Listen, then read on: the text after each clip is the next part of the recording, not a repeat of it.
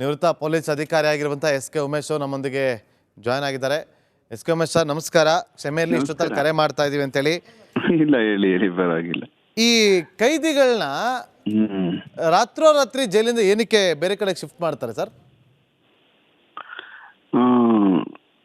ಅಂದ್ರೆ ಬಹಳ ಅಪರೂಪದಲ್ಲಿ ಅಪರೂಪ ಏನಾದ್ರೂ ಆ ತರದ ಒಳಗಡೆ ಜೈಲು ಕೈದಿಗಳ ಮಧ್ಯೆ ಸಮರ ಅಂದ್ರೆ ಬಹಳ ದೊಡ್ಡ ಗಲಾಟೆ ಕಂಟ್ರೋಲ್ ಮಾಡೋಕ್ಕಾಗತಕ್ಕಂಥದ್ದು ಏನಾದ್ರು ನಡೆದಾಗ ಆ ಒಂದು ವಿಶೇಷ ಕಾರಣದಿಂದ ಇಮಿಡಿಯೇಟ್ ಆಗಿ ಆ ಸ್ಪ್ಲಿಂಟ್ ಆದಂತವ್ರನ್ನ ಮತ್ತೆ ಬೇರೆ ಬೇರೆ ಪಾರ್ಟಿಗಳಿದ್ರೆ ಹೊಡೆದಾಟದ ಪಾರ್ಟಿಗಳಿಂದ ಒಳಗೆ ಉಟ್ಕೊಂಡಿತ್ತು ಅಂತಂದ್ರೆ ಅವಾಗ ಅವ್ರ ರಕ್ಷಣೆಗೋಸ್ಕರ ನಾವು ಇಮಿಡಿಯೇಟ್ ಆಗಿ ಮಾಡ್ತಾ ಇದೀವಿ ಅಂತ ಹೇಳ್ಬಿಟ್ಟು ಅಂತ ಮಾಡ್ತಕ್ಕಂಥದ್ದು ಇರ್ತದೆ. ಬೆಂಗಳೂರು ಸೆಂಟ್ರಲ್ ಜೈಲಲ್ಲೂ ಒಂದ್ ಕಾಲದಲ್ಲಿ ಒಂದ್ ದಿವಸ ಒಂದ್ ರಾತ್ರಿ ಒಳಗಡೆ ಏಕಾಏಕಿ ಅಲ್ಲಿರ್ತಕ್ಕಂಥ ರೌಡಿಗಳ ಗ್ಯಾಂಗ್ಗಳ ಮಧ್ಯೆ ಅದೆಲ್ಲ ನಾವು ವರದಿ ಮಾಡಿದೀವಿ.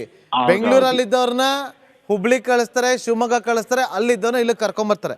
ಹೌದೌದು. ಆದ್ರೆ ನಿನ್ನೆ ಮೊನ್ನೆ ಅರೆಸ್ಟ್ ಮಾಡಿದಂತ ನಮ್ಮ ಪತ್ರಕರ್ತನನ್ನ ಬೇರೆ ಕಡೆಗೆ ಅದು ಜೈಲಿಗೆ ಶಿಫ್ಟ್ ಮಾಡಿದ್ರು. ಓಕೆ, ಒಂದು ನಿರ್ಜನ ಪ್ರದೇಶಕ್ಕೆ ಯಾಕೆ ಶಿಫ್ಟ್ ಮಾಡ್ತಾರೆ ಇಷ್ಟೊತ್ತಲ್ಲಿ, ಅದು ರಾತ್ರಿ ಹೊತ್ತಲ್ಲಿ? ಇಲ್ಲ, ಅದು ಏನ್ ಅಂತ ಯಾವ್ದು ತನಿಖೆಗೆ ಬೇಕಾಗಿರ್ತಕ್ಕಂಥದ್ದೇನು ಅಲ್ಲ. ನಿಮ್ ಈ ಕೇಸಲ್ಲಿ ಅಕಸ್ಮಾತ್ ಕರ್ಕೊಂಡೋಗಿದ್ರು ಇಷ್ಟೊತ್ತಲ್ಲಿ ಕರ್ಕೊಂಡು ಹೋಗ್ತಕ್ಕಂಥದ್ದು ಮತ್ತೆ ಈಗ ರಾತ್ರಿನಲ್ಲಿ ತನಿಖೆ ಮಾಡ್ತಕ್ಕಂಥದ್ರಲ್ಲಿ ಏನೋ ವಿಶೇಷ ನನಗನ್ನಿಸ್ತದೆ. ನೀವು ಏನಾದ್ರು ಅಜೆಂಡಾ ಏನಾದ್ರು ತಲೆನೆಲ್ಲಾರು ಇಟ್ಕೊಬಿಟ್ಟಿದ್ದಾರೆ ಅಂತ ಅನ್ಬಿಟ್ಟು ಅಂತ ಒಂದ್ ಸ್ವಲ್ಪ ಯೋಚನೆ ಮಾಡ್ಬೇಕು. ಯಾಕೆಂದ್ರೆ ಇಷ್ಟೊತ್ತಲ್ಲಿ ಕರ್ಕೊಂಡು ಹೋಗುವಂತ ಅವಶ್ಯಕತೆನೇ ಇಲ್ಲ ಅವ್ರನ್ನ. ಯಾವ ಅಪರಾಧದಲ್ಲಿ ಏನ್ ರಿಕವರಿಗೆ ಏನ್ ಹೋಗ್ತಾರ, ಏನ್ ಕಳ್ಳನ ಎಲ್ಲಾರು ಗುಂಡಿ ಒಳಗಡೆ ಬಾವಿ ಒಳಗಡೆ ಚಿನ್ನ ಡೈಮಂಡ್ ಊತಿಟ್ಬಿಟ್ಟಿದಾರ, ರಾತ್ರಿ ಹೊತ್ತು ಎತ್ಕೊಂಡ್ ಬರ್ಬೇಕು ಅಂತ. ಇದೆಲ್ಲ ಏನೋ ಒಂದು ಹರಾಸ್ಮೆಂಟ್ ಮಾಡೋಕ್ ಒಂದೇ ಒಂದ್ ಕಾರಣ. ಇಮಿಡಿಯೇಟ್ ಆಗಿ ನನ್ನ ಲೆಕ್ಕದಲ್ಲಿ ಅವ್ರನ್ನ ನಾಳೆ ಕೋರ್ಟ್ ಒಂದು ಹೈಕೋರ್ಟ್ ಒಂದು ABS ಕಾರ್ಪಸ್ ಆಗಿ ಅವ್ರನ್ನ ಪ್ರೊಡ್ಯೂಸ್ ಮಾಡೋದಂತದ್ ಲೆಕ್ಕಾಚಾರ ಸರಿ ಅಂತ ಕಾಣಿಸ್ತದೆ.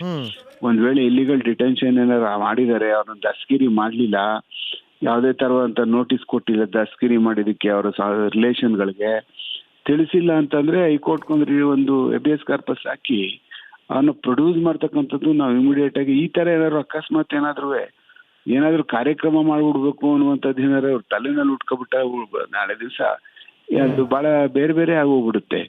ಆ ಕಾರಣಕ್ಕೆ ಈ ರಾತ್ರಿ ಹೊತ್ತು ಕರ್ಕೊಂಡು ಹೋಗುವಂಥದ್ದು ಅದು ಏನು ಯಾವುದೇ ತರವಾದಂತಹ ಏನು ಹೋಗಿದ್ದು ರಸ್ತೆನಲ್ಲಿ ಇವ್ರು ರಿಪೋರ್ಟ್ ಮಾಡ್ತಾ ಇದ್ರು. ಆ ರಿಪೋರ್ಟ್ ಮಾಡಿರುವಂತ ಜಾಗದಲ್ಲಿ ಕರ್ಕೊಂಡು ಬಂದಂತವ್ರನ್ನ ಇವ್ರು ತನಿಖೆ ಯಾವ ಕಾರಣಕ್ಕೂ ತನಿಖೆ ಮಾಡುವಂತದ್ದು ಇರಲ್ಲ ರಾತ್ರಿ ಹೊತ್ತು. ಅದೆಲ್ಲ ಸುಳ್ಳು.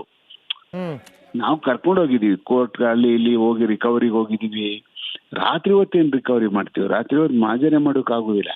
ಕಾನೂನ್ ಪ್ರಕಾರ ಲೈಟು ಇರುದಿಲ್ಲ, ಏನು ಇರುದಿಲ್ಲ, ಬೆಳಕೆಲ್ಲ ಮಾಡ್ಬೇಕು ಅದೇನಿದ್ರು. ಅಂತ ನೈಟ್ ಅಲ್ಲಿ ಮಾಡ್ತಕ್ಕಂಥದ್ದು ಅದು ಬಹಳ ಅಪರೂಪದಲ್ಲಿ ಅಪರೂಪ.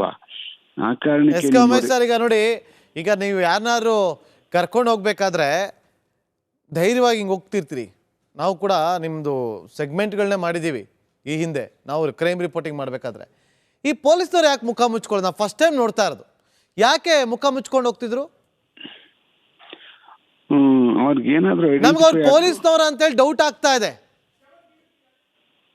ಹೌದೌದು. ಅವ್ರನ್ನ ಕರ್ಕೊಂಡು ಹೋಗ್ತಾ ಇರೋರು ಪೊಲೀಸವರು ಅನ್ನುವಂಥದ್ದು ನಮ್ಮನ್ನ ಮುಖ ನೋಡ್ಕೊಬಿಡ್ತಾ ಯಾರ್ಯಾರು ಕರ್ಕೊಂಡು ಹೋಗ್ತಾ ಇದ್ರು ಅನ್ನುವಂಥದ್ದು ಒಂದೇನಾದ್ರೂ ಇರ್ಬೋದು. ಒಂದು ಬಹಳ ವಿಶೇಷದಲ್ಲಿ ವಿಶೇಷ ರಾತ್ರಿ ಹೊತ್ತು ಕರ್ಕೊಂಡು ಹೋಗ್ತಾ ಇರ್ತಕ್ಕಂಥದ್ದು ನನ್ನ ಲೆಕ್ಕದಲ್ಲಿ ಆ ತರ ಯಾವ ಕಾರಣಕ್ಕೂ ಬಿಡುದು ಬೇಡ. ಸ್ವಲ್ಪ ಫಾಲೋ ಮಾಡೋದೇ ಬೆಸ್ಟ್. ಈಗ ಅಕಸ್ಮಾತ್ ಏನು ಆ ದೇಶದಲ್ಲಿ ಆ ರಾಜ್ಯದಲ್ಲಿ ಏನ್ ಬೇಕಾದ್ರೂ ಈಗ ನಮ್ಮ ಪತ್ರಕರ್ತ ಈಗ ಹೆಂಗೆ ಧೈರ್ಯವಾಗಿ ಫೇಸ್ ತೋರಿಸ್ಕೊಂಡು ಹೋಗ್ತಿದ್ದಾರೆ, ಅಲ್ಲಿ ಪೊಲೀಸವರು ಮುಖ ಮುಚ್ಕೊಂಡು ಹೋಗ್ತಿದ್ದಾರೆ. ತಪ್ಪು ಮಾಡಿದವರು ಎಲ್ಲಾದ್ರೂ ಒಂದ್ ಕಡೆ ಮುಖ ಮುಚ್ಕೊಂಡು ಹೋಗ್ತಿರಲ್ಲ ಆ ತರ, ತಪ್ಪು ಮಾಡಿದವರು ಧೈರ್ಯವಾಗಿ ತಲೆ ಎತ್ತಿ ನಡೀತಾರೆ ಅಂತಾರಲ್ಲ ಆ ತರ ನಮ್ ಸಂತಪನ್ ಮಾಡ್ತಿದ್ದಾರೆ. ಇದನ್ನ ನೀವು ಒಬ್ಬ ಪೊಲೀಸ್ ಇಲಾಖೆಯಲ್ಲಿ ಇದ್ದಂಥವ್ರನ್ನ ಹೊರತುಪಡಿಸಿ ಒಬ್ಬ ಸಾಮಾನ್ಯ ನಾಗರಿಕನಾಗಿ ನೋಡೋದಾದ್ರೆ ಹೇಗ್ ನೋಡ್ತೀರಿ ಇದನ್ನ? ಅಂದ್ರೆ ಏನು ಅವರು ಆತರ ಮುಖ ಮುಚ್ಕೊಂಡು ಹೋಗ್ತಾ ಇರ್ತಕ್ಕಂಥದ್ರಲ್ಲಿ ಅರ್ಥ ಇರುತ್ತೆ. ಯಾಕೆ ಮುಚ್ಕೊಂಡು ಹೋಗ್ತಾ ಇದ್ದಾರೆ ಅಂತ ಅನ್ನುವಂಥದ್ದು ಏನಾದ್ರು ಅಕಸ್ಮಾತ್ ಹೆಚ್ಚು ಕಡಿಮೆ ಏನಾರು ಅಂದ್ರೆ ಈ ಕರ್ಕೊಂಡು ಹೋಗ್ತಾ ಇರೋದ್ರಿಂದ ಅದನ್ನ ಫಾಲೋ ಮಾಡೋದೇ ಬೆಸ್ಟ್. ಅವ್ರನ್ನೆಲ್ಲ ಕರ್ಕೊಂಡು ಹೋಗ್ತಾ ಇದೀನಿ ಅಂತ ಕ್ವಶನ್ ಮಾಡೋದು ಬೆಸ್ಟ್. ಈಗ ಇಮಿಡಿಯೇಟ್ ಆಗಿ ಅಲ್ಲಿ ಯಾರು ಇರ್ತಕ್ಕಂಥವ್ರು ಯಾರು ಅವ್ರನ್ನ ಫಾಲೋ ಮಾಡ್ಕೊಂಡು ಹೋಗ್ತಾ ಇರ್ತಕ್ಕಂಥವ್ರ ಸಂಖ್ಯೆನೇ ಜಾಸ್ತಿ ಇತ್ತು ಅಂದ್ರೆ ಎಲ್ಲಿ ಕರ್ಕೊಂಡು ಹೋಗ್ತಾ ಇದೀರಿ ನೀವು, ಯಾತಕ್ಕೆ ಕರ್ಕೊಂಡು ಹೋಗ್ತಾ ಇದೀರಿ ನೀವು ಅಂತ ಹೇಳ್ಬಿಟ್ಟು ಅಂತ ಇಮಿಡಿಯೇಟ್ ಆಗಿ ಹ್ಮ್ ಅವ್ರ ಹತ್ರ ಹೋಗಿ ಕೇಳುವಂಥದ್ದು ಮಾಡ್ಬೋದು, ಇನ್ ತಪ್ಪೇನಿಲ್ಲ. ಅವ್ರೇನು ಇವ್ರೇನಲ್ಲ ಅವರು. ಏನೋ ಕೇಳ್ಬಿಟ್ರೆ ಅವ್ರನ್ನ ಮಾತಾಡ್ಸ್ಬಿಟ್ರೆ ಕಾನೂನಲ್ಲಿ ಇದಾಗೋಗ್ಬಿಡ್ತದೆ ಅಂತ ಅನ್ನುವಂಥದ್ದೇನಿಲ್ಲ. ಎಲ್ಲ ಅಧಿಕಾರ ಇರ್ತದೆ. ಎಲ್ಲಿ ಕರ್ಕೊಂಡು ಹೋಗ್ತಾ ಇದೆಯಪ್ಪ ಇಷ್ಟೊತ್ತಲ್ಲಿ ನೀನು, ಹ್ಮ್ ಕಾರಣ ಏನು, ಎಲ್ಲಿಗೆ ನೀನು ಕರ್ಕೊಂಡು ಹೋಗ್ತಾ ಇರುವಂಥದ್ದು ಅಂತ ನೇರವಾಗಿ ಕೇಳ್ಬೋದು ಹೋಗಿ. ಆ ಕಾರಣಕ್ಕೆ ಆ ಥರ ಪ್ರಶ್ನೆ ಮಾಡೋದೇನಾದ್ರು ಇದು ಇಮಿಡಿಯೇಟ್ ಆಗಿ ಏನಾದ್ರು ಅವ್ರ ಹತ್ರಕ್ಕೆ ಹೋಗಿ ಕೇಳುವಂಥದ್ದು ಮಾಡ್ಲಿ. ನನ್ನ ಲೆಕ್ಕಂಗೆ ಇನ್ನೇನು ಆಮೇಲೆ ಸುಮ್ಮನೆ ಏನಾರ ತೀರ್ಮಾನ ಮಾಡ್ಕೊಬಿಟ್ಟು ಆಮೇಲೆ ಏನಾದ್ರು ಹೆಚ್ಚು ಕಡಿಮೆ ಆಗ್ಬಿಟ್ರೆ ಕಷ್ಟ ಆಗ್ಬಿಡ್ತದೆ.